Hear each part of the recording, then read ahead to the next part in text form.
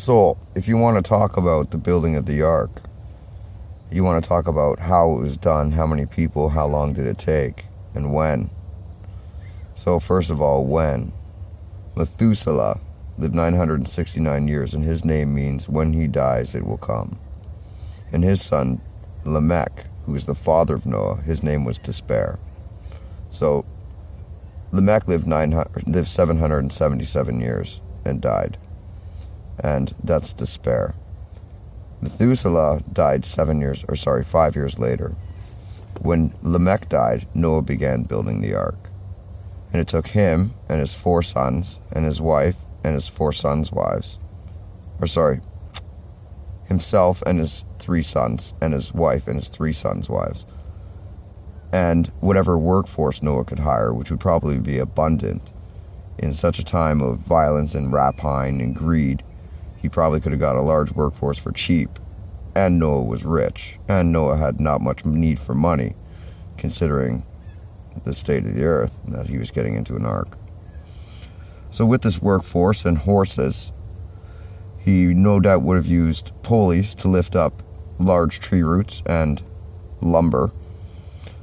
Lumber for the ark itself and large tree roots, brought into place with pulleys and pulled tight with ropes by horses, with himself making pitch and pouring pitch and other men doing as such.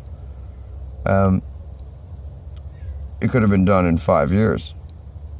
You really think about it. It's a large structure, but it doesn't have to take that long. Especially when you build it piece by piece. So, that being said,